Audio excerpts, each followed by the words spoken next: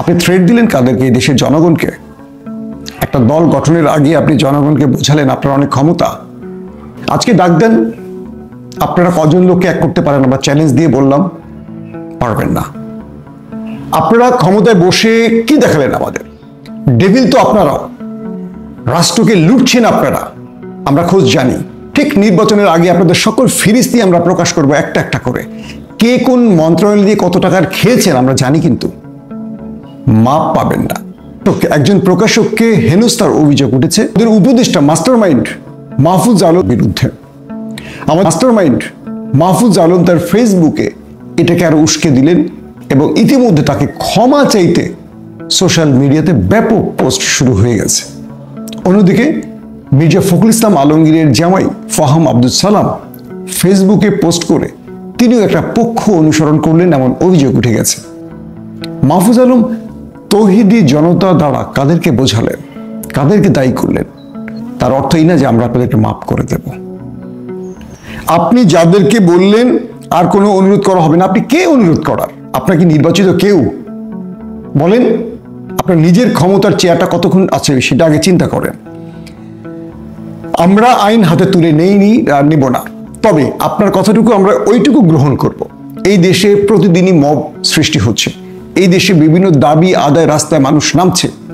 আপনি যদি সেটাকে ইঙ্গিত করেন আমরা আপনার পাশে আছি।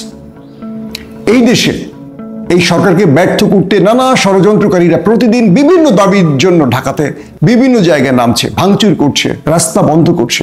আমরা আপনার এই মতের সাথে একমত, কিন্তু বইমেলাকে যদি ইঙ্গিত করে আপনি এই কথাটি বলে থাকেন, একজন পর্ন লেখক স্বাধীনভাবে বাংলাদেশে প্রকাশনী খুলে বসবে, এটা আমরা সমর্থন করি না। আমরা সব্যসাচী বা শতাব্দী ভবনের বিরুদ্ধে নই।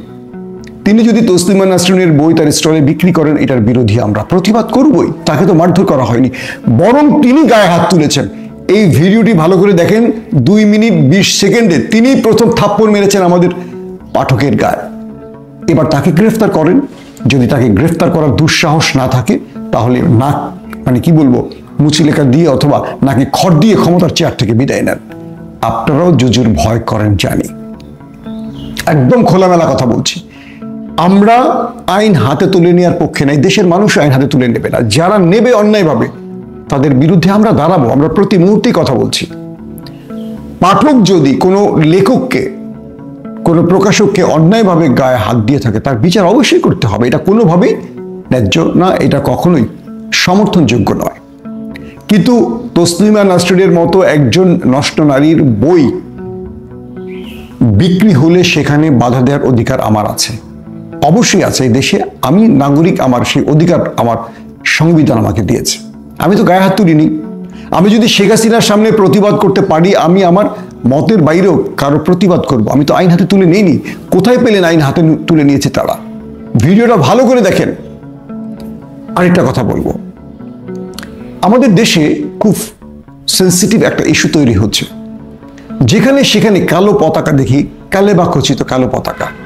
এটা কিন্তু পশ্চিমা দুনিয়ার চোখে একটা সন্ত্রাসী পতাকা। আমি বলছি না এটা সন্ত্রাসী পতাকা, কারণ আইএস কালো পতাকা নিয়ে পৃথিবীতে আবির্ভাব হয়েছে। এবং দেখেন, আইএস কিন্তু পশ্চিমা দুনিয়ার সৃষ্টি, এখন সেটা প্রমাণ হচ্ছে। কিন্তু আমরা অনেক জায়গায় দেখছি কালো পতাকাটা বহন করতে। এটা করবেন না। যদি কেউ ভুলক্রমে করেন, করবেন না, কারণ আন্তর্জাতিক অনেক বড় রকম রাজনীতি চলে নেপথ্যে। আর যদি কেউ এই পতাকা বহন করে আসেন, এই পতাকা দিয়ে আমাদের খুব বেশি লাভ হবে না। কালো পতাকা দিয়ে, সবুজ পতাকা নিয়ে আসেন সৌদি আরবের। আরেকটা কথা বলছি, বিভিন্ন জায়গায় জিয়াফত বা গরু খাবার যে একটা রেওয়াজ তৈরি হচ্ছে, দেখবেন সেখানে অধিকাংশ দাড়ি, টুপি, বড় বড় কি পাগড়ি কি বলে এটাকে, ওই বড় বড় চুল, বাবরি চুল, বড় বড় দাড়ি, পায়জামা পাঞ্জাবিকে সামনে রাখা হচ্ছে। এটাও কিন্তু খুব সিগনিফিক্যান্ট, খেয়াল করবেন। কাউকে বিশ্বাস করে ঝাঁপিয়ে পড়বেন না। মনে রাখবেন, বিশ্বাসঘাতকরা আপনার সবচেয়ে কাছের বন্ধু হয়েই প্রবেশ করবে। ইতিহাসে যদি মুসলিম ইতিহাসের সাম্রাজ্য পতনগুলো দেখেন, বড় বড় সালতানাতের পতন দেখবেন, একদম খুব কাছের বিশ্বস্ত লোকটাই প্রতারণা করেছে। তাই বলছি, বাংলাদেশে জিয়াফতের সিস্টেমগুলো বন্ধ করেন। দেশে অনেক কাজ আছে। আমাদের মুসলিম তরুণদের অনেক মেধাবী কাজ করতে হবে, অনেক প্রতিষ্ঠান গড়তে হবে, আমাদের অনেক দূর যেতে হবে। আমাদের কাজ প্রত্যেকদিন কোথাও কোথাও গিয়ে ভেটো দেওয়া না, কোথাও গিয়ে হাঙ্গামা মব সৃষ্টি করা না।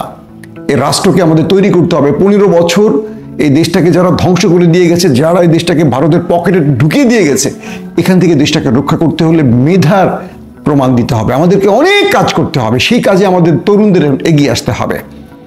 ওই জিয়াফত করবেন, ওইটা ভাঙবেন, এগুলো বন্ধ করতে হবে। তারপরে আন্দোলন সংগ্রামের ক্ষেত্রে এই পোশাকটা পরিবর্তন করেন ভাই। এই পোশাকটা পশ্চিমা দুনিয়ার কাছে আমাদেরকে জঙ্গি বা মৌলবাদী হিসেবে দেখায়, আর আপনারা সেই সুযোগটি করে দেন। এরপর থেকে কেউ যদি এই কাজটি করেন, আমরা ধরে নিব যে আপনারা এই রাষ্ট্রের বিরুদ্ধে কাজ করতে চান।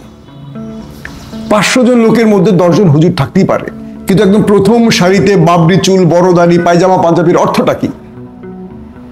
আপনারা আগে কই ছিলেন? অতএব এই ব্যাপারে সতর্ক থাকেন। আমার এই টোটাল ভিডিওতে আমি 3টা জিনিস উল্লেখ করতে চাই। 1, তৌহিদি জনতা বলতে যদি মাহফুজ এটাকে নেগেটিভ অর্থে ব্যবহার করে থাকেন, আমি এটার জোর প্রতিবাদ করছি। এবং আপনি জনগণকে হুমকি দেওয়ার ক্ষমতা রাখেন না।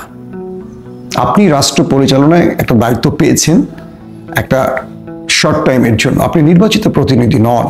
2 নম্বর কথা, পুরো বিষয়টা না বুঝে আপনি এইভাবে তৌহিদি জনতা বলে কাউকে কটাক্ষ করতে পারেন না, বা তাদেরকে মব সৃষ্টিকারী বলতে পারেন না। 3 নম্বর, শতাব্দী ভব প্রথম আঘাত করেছে পাঠকের গায়ে, তাকে গ্রেফতার করতে হবে, মিস্টার মাহফুজ আলম। 4 নম্বর কথা, আমাদেরকে এখন এই রাষ্ট্র গঠনে কাজ করতে হবে। এই মব বা আন্দোলন বা এই বাধা বিপত্তির ক্ষেত্রে পোশাক বা আমাদের এক কথায় আমাদের চেহারা সুরতকে পশ্চিমা দুনিয়ার কাছে জঙ্গি বা মৌলবাদী প্রমাণের সুযোগ দেওয়া যাবে না।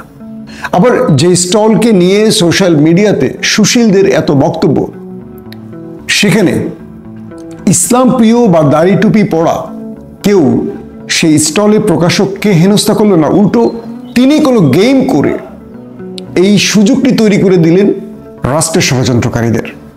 সেখানে প্রকাশক ছিলেন শতাব্দী ভব। তার সঙ্গে আমাদের কিছু পাঠকের তর্কতর্কি হয়, বাকবিতণ্ডা হয়। যে ছাত্ররা দাড়ি টুপি পাঞ্জাবি পরা ছিলেন, তারা খুব বিনয়ের সাথে প্রোটেস্ট করছিলেন, এবং তিনি যখন জয় বাংলা স্লোগান দিচ্ছিলেন বলছিলেন যে জয় বাংলা ফ্যাসিস্টদের স্লোগান, আর তিনি বলছিলেন এটা বাঙালির স্লোগান। তো এই বিতর্ক একটা সময়, আপনারা ইতিমধ্যে সোশ্যাল মিডিয়া দেখেছেন যে এই বিতর্কটা যখন চলছে, তখন শতাব্দী ভব যারা তাকে প্রতিবাদ জানাতে গেছে তাদের গায়ে প্রথম হাত তুলেছে। ভালো করে খেয়াল করবেন, ফুটেজটা আপনারা ইতিমধ্যে সবাই দেখেছেন, ভালো করে খেয়াল করবেন। শতাব্দী ভব তিনি প্রথমে যারা এটার প্রতিবাদ করতে গেছেন তাদের গায়ে হাত তুলেছেন, থাপ্পড় মেরেছেন। কিন্তু সোশ্যাল মিডিয়াতে চলে গেল কি তৌহিদি জনতা তার সাথে খারাপ আচরণ করেছে বা তার স্টল পুড়িয়ে দিতে গেছে, এমন অনেক অভিযোগ এসছে। এটা ছিল একটা পরিকল্পিত ঘটনা, কারণ তিনি প্রথম হাত দিয়েছেন, তিনি চেয়েছেন যে আমি হাত দিলে আমাকে হাত দেয়া হবে, আমার গায়ে হাত দেবে বা আমাকে মারধর করবে, এটা নিয়ে আমরা গেম করব, অর্থাৎ ওপারের প্রেসক্রিপশন বাস্তবায়ন করব। আমি এখানে আবার আসবো, একটা স্ট্যাটাস পড়ে আসি, সেটা হলো ফাহাম আব্দুল সালামের একটা স্ট্যাটাস। তখন আপনারা বুঝবেন তিনি হলেন মির্জা ফখরুল ইসলাম আলমগীরের জামাতা। তিনি কি লিখেছেন শোনেন। বইমেলায় আমার বই নিষিদ্ধ হয়েছিল, খুব বাজে কাজ ছিল, এর চেয়েও বাজে কাজ হয়েছে আজ, কারণ আমাকে বা আমার প্রকাশকের ক্ষেত্রে অন্তত এরকম ইমিডিয়েট ফিজিক্যাল থ্রেটের সম্ভাবনা ছিল না। একজন সামান্য প্রকাশককে তসলিমা নাসরিনের বই রাখার জন্য যদি হেনস্থা হতে হয়, ভবিষ্যতে কেউ আর এই ধরনের বই ছাপাতে রাজি হবে না। এই ধরনের ফ্যাসিস্ট আচরণের বিরুদ্ধে সরকারকে কঠোর হতে হবে। কে বলছেন? ফাহাম আব্দুল সালাম। লেখকের স্বাধীনতা খর্ব করে কোনো পক্ষেরই লাভ হয় না, ক্ষতি হয়। স্বাধীনতার মানি হলো যাকে আপনার পছন্দ না তাকেও সহ্য করতে হবে। আচ্ছা, আমি এখানে একটা বিষয় বলি, তসলিমা নাসরিনের বই কিন্তু বাংলাদেশে নিষিদ্ধ ছিল, এটা আমরা কম বেশি সবাই জানি। তসলিমা নাসরিনকে এই দেশ থেকে কিন্তু আন্দোলনের মাধ্যমে তাড়ানো হয়েছে, এটাও আপনারা জানেন। এবং আওয়ামী লীগ তসলিমা নাসরিনকে এই দেশে প্রবেশ করতে দেয়নি বিগত 15 বছর বলি বা তার আগেও বলি। তো তসলিমা নাসরিনের বই যখন বিক্রি হবে, তখন ধর্মপ্রিয় মানুষ প্রতিবাদ করতেই পারে। তৌহিদি জনতা বলেন বা ধর্মপ্রিয় মানুষ প্রতিবাদ করতেই পারে। তসলিমা নাসরিন ভারতীয় খুব সুখকর পরিবেশে নেই। তিনি সেখানে ফেসবুকে মাঝে মাঝে এমন বাংলাদেশ বিরোধী ষড়যন্ত্রমূলক পোস্ট করেন যে তিনি কখনো বাংলাদেশের নাগরিক ছিলেন তার এই পোস্টে মনে হয় না, মনে হয় যে আজন্ম তিনি ভারতীয় ছিলেন। তো তার বই একটা স্টলে রাখার জন্য আমাদের জনগণ প্রতিবাদ করেছে, কারণ এটা নিষিদ্ধ ছিল এই বইটি। তো এখন যদি এই বইটিকে প্রকাশক বা স্টলে বৈধ করে দেওয়া হয়, আগামী দিন আওয়ামী লীগ কি বলবে? যে ইসলামের নাম করে এসে বা আমাকে ফ্যাসিস্ট বলা হচ্ছে, আমাকে ইসলাম বিরোধী বলা হলো, কিন্তু ইসলাম পক্ষের শক্তি জামাত, তো এখন অনেকে বলে জামাত নাকি ক্ষমতায়, এটা সেটা হাবিজাবি, বা বিএনপি ইসলামী ভাবাপন্ন একটি দল। এই অভিযোগটি তাদের বিরুদ্ধে আওয়ামী লীগ আনবে না যে আমরা তসলিমা নাসরিনের বই নিষিদ্ধ করলেও দেখেন বিএনপি জামাত মিলে আবার ইসলামী তসলিমা নাসরিনের বই বাংলাদেশে বৈধ করেছে। তো মানুষ যখন প্রতিবাদ করলো, আপনারা ভিডিওটি খুব ভালো করে দেখবেন। আমি এই ভিডিওটি আমার এই ভিডিওতে দিতে পারছি না সঙ্গত কারণে, কপিরাইট আইন বা এই এরকম ভায়োলেন্স ভিডিও দেওয়া কঠিন। তো এখানে আপনারা খুব ভালো করে খেয়াল করবেন, ছাত্ররা বা পাঠকরা প্রতিবাদ করছে, তখন তিনি কৌশলে জয় বাংলা স্লোগান, তখন বলে জয় বাংলা স্লোগান, ওরা বলে যে এটা ফ্যাসিস্টদের স্লোগান, কারণ আওয়ামী লীগ এটাকে ফ্যাসিস্টদের স্লোগান বানিয়ে ফেলেছে, আর তিনি বলেন এটা বাঙালির স্লোগান, গেল সেটা। তো আমাদের এইটুকু প্রতিবাদের ভাষা, যে প্রতিবাদ দিয়ে আমরা 24-এর স্বাধীনতা পেয়েছি, এই প্রতিবাদের ভাষাটা কারা কেড়ে নিতে চায়? এখানে কোনো আওয়ামী লীগের লেখকের বই নিয়ে কথা উঠছে? একজন ধর্মদ্রোহী, একজন নষ্ট পচা গলা নারী, যিনি বাংলাদেশে অনেক আগেই পতিত হয়ে গেছেন, তার বই নিয়ে প্রতিবাদ করা হয়েছে। আমি জানি না ফাহাম আব্দুল সালামদের গায়ে লাগলো কেন। তিনি একটি লাইনে বলেছেন এই ধরনের ভবিষ্যতে কেউ আর এই ধরনের বই ছাপাতে রাজি হবে না।